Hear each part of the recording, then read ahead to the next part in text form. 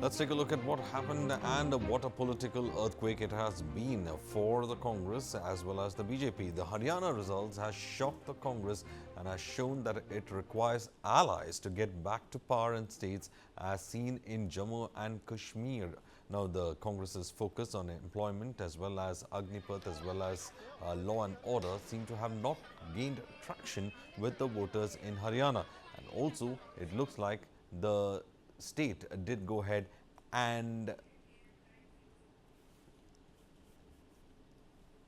did not in fact respond to those aspects, and the consolidation of Jat versus non-Jat politics in the state was seen when it came to the Congress in Haryana. Meanwhile, the Congress, after its defeat in Haryana, is now being pressured by its allies to cede more ground as negotiations heft has been dealt a blow with these elections. The Lok Sabha results in May, where Congress managed to win 5 of the 10 seats in the state, had shored up its organization, but also raised the possibility of greater infighting as Bhupinder Hooda emerged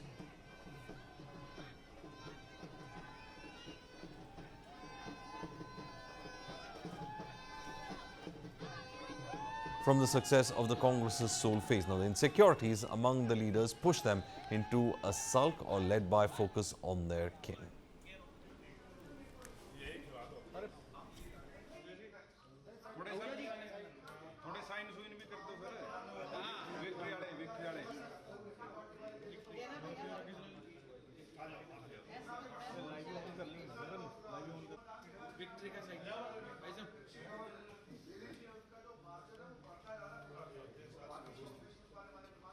जय श्री राम, जय श्री राम, जय श्री राम, जय Shri Ram.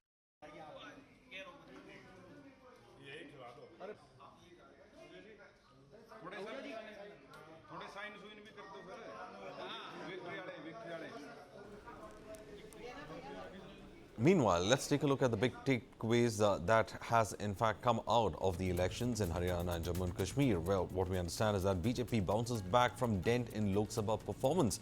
BJP on confident pitch for the next 3 states which will go to the polls, and Congress needs allies to take on the BJP as its direct fight between the Congress and the BJP did not in fact yield results. Meanwhile, Congress's bargaining power with allies have also diminished. Therefore, it would be on a backseat when it negotiates for the next 3 state elections. Meanwhile, the BJP has been able to up its performance and has shown that booth level working does in fact ensure victory on the ground. And this looks like the Congress will have to in fact rely on its allies, but at the same time it is a junior partner when it comes to Jharkhand, and its probable diminishing role in Maharashtra also could come into focus.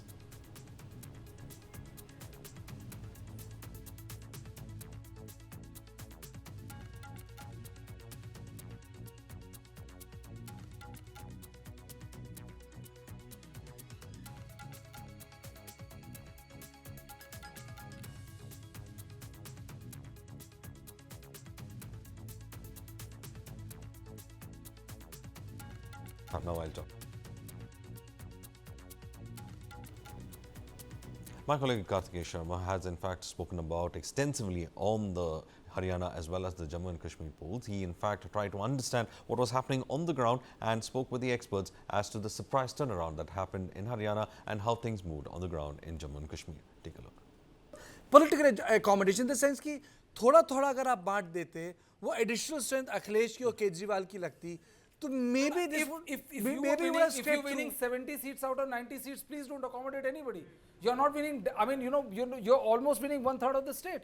Same was with Kamal Nath. You have no idea the kind of drubbing in which was staring at your face, and you were refusing to accommodate another party for 2 seats. नहीं ठीक है. Let's put this question to Nasir Hussain, spokesperson of the Congress Party. Mr. Hussain. सुन पा रहे हैं? Hello. Mr. Hussain, am I audible to you? Yes आपकी आवाज आ रही है मुझे. ठीक है, तो मैं आपसे पूछ रहा हूँ, ये हुआ क्या हरियाणा में? आपका जैसे कहते हैं ऑन स्पॉट एनालिसिस क्या है? ये लोग तो कह रहे हैं कि जीता हुआ मैच हार गया. नहीं, चंद सीटें कम आ जाने से हारना नहीं कहते. इससे ये मैंडेट जनता के मैंडेट की हार है, क्योंकि जनता ने बीजेपी को मैंडेट नहीं दिया था. तमाम सर्वे हो, तमाम लोग, क्योंकि किसान परेशान थे, जवान परेशान थे, अनएम्प्लॉयमेंट बहुत बड़ा मुद्दा था, पहलवानों का मुद्दा था, तमाम लोग नाराज होने के बाद बीजेपी को ये मैंडेट आता है तो हमें चौंका देता है। ये एकदम मतलब बोलते ये हमने इस नतीजे की कल्पना भी नहीं की थी, जो नतीजा आ जाएगा। मगर इसके ऊपर हम विचार विमर्श कर रहे हैं, कहाँ हमसे चूक हुई है, कहाँ कमी हुई है। मगर इतना तो है कि ये जनतंत्र की जीत आज दिख नहीं रही है। ये पूरी तरह से एक साजिश की एक जीत दिख रही है। इस मैंडेट को हम इतनी आसानी से मानने वाले नहीं है। इसके ऊपर हमारी विचार विमर्श कर रहे हैं। कहाँ किसने किस तरह से खेला किया गया है, किस ईवीएम के साथ खेल हुआ है, उसके ऊपर पूरी कंप्लेन हमारे पास आ रही है। चंद दिनों के ऊपर हम लोग इसी से मीटिंग करेंगे, इसी से इसके ऊपर बात करेंगे। कहाँ कमी है उसको हम दिख रहे हैं, क्योंकि आपने देखा जहां भी 90% ईवीएम चार्ज था वहां कांग्रेस हार गई, जहां 60 to 70% ईवीएम था वहां पे हम जीत जाते हैं। ऐसा क्यों है?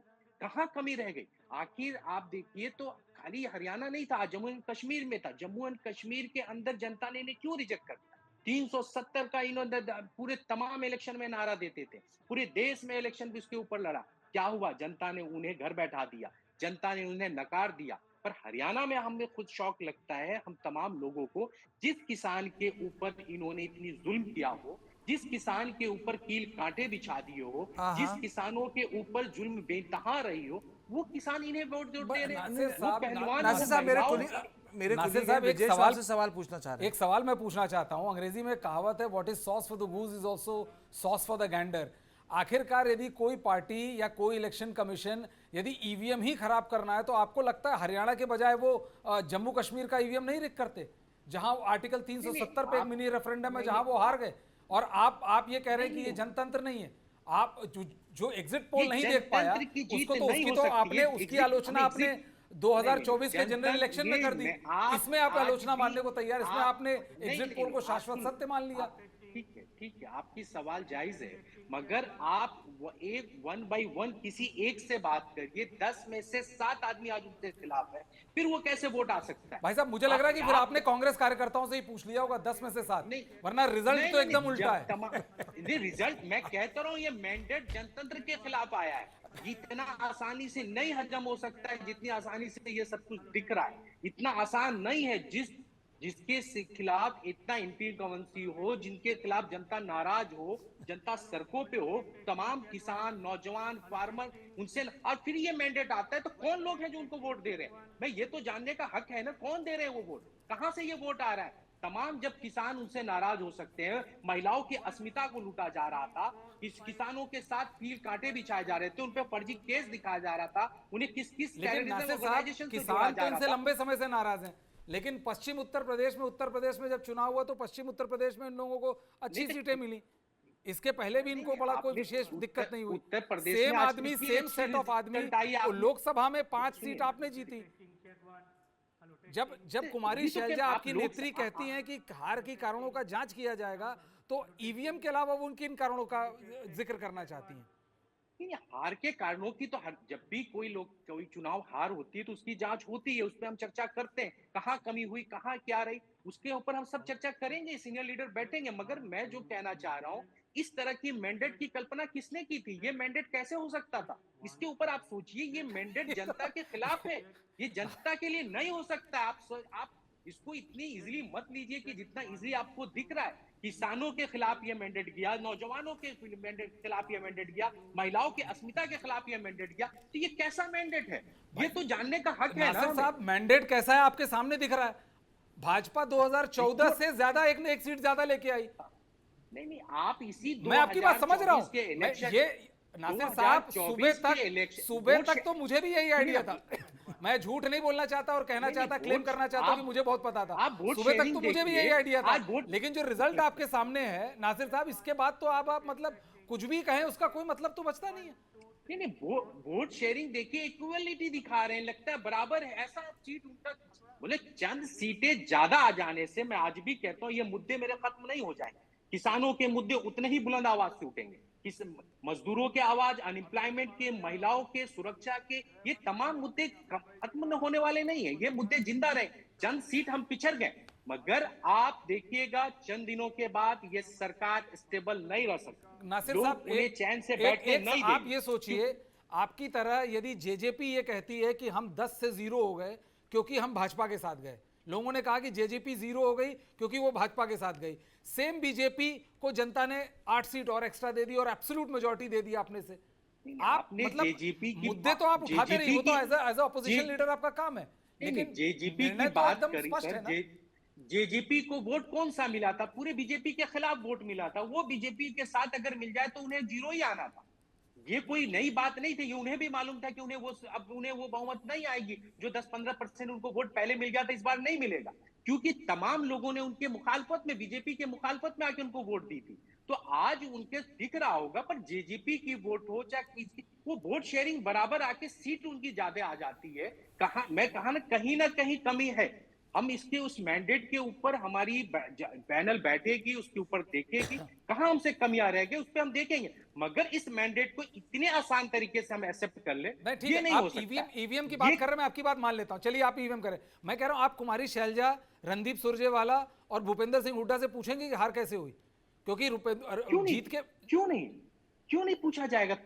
तमाम सीनियर लीडर बैठेंगे, कहीं हार की कमी कहां रह गई, कहां हमसे कमी हुई, ये तीनों लीडर सब जवाब दे देंगे, क्योंकि हमारे तमाम सीनियर लीडर यूनाइट होकर वहां लड़ रहे थे। ऐसा नहीं ये मीडिया का नासिर साहब आप थोड़ा आपके तीनों सीनियर लीडर एक साथ होकर लड़ रहे थे, तो राहुल गांधी को पैचअप क्यों कराने की जरूरत पड़ी यदि तीनों एक साथ लड़ रहे थे? तो ये तो आप बता रहे हैं ना, हमने तो नहीं बताया। ये मैं आपके अल्फाज है, ये आपके अल्फाज है। स्टेज पे राहुल गांधी हाथ जोड़वा रहे थे कुमारी शैलजा का और भूपेंद्र सिंह हुड्डा का, और मैं बता रहा हूं, मैं बता रहा हूं, सुनिए ना, आपकी सवाल समझ गया, जवाब सुनिए। किसी भी स्टेट में इलेक्शन होता है, तमाम सीनियर लीडर, अगर आप चाहे महाराष्ट्र जाए, बिहार जाए, यूपी, तमाम सीनियर लीडर एक साथ हाथ उठाते हैं, मिलाते हैं। ये एक परंपरा रही है। आप इसको, क्योंकि आपके दिमाग में वो बैठ चुका है कि तीनों अलग चल रहे हैं, तो इसलिए आपको वो सवाल आप दिख रहा है। मेरे को कांग्रेस के दिमाग से कंपेयर कर रहे हैं। कांग्रेस के दिमाग में, मेरे दिमाग में कैसे हुआ?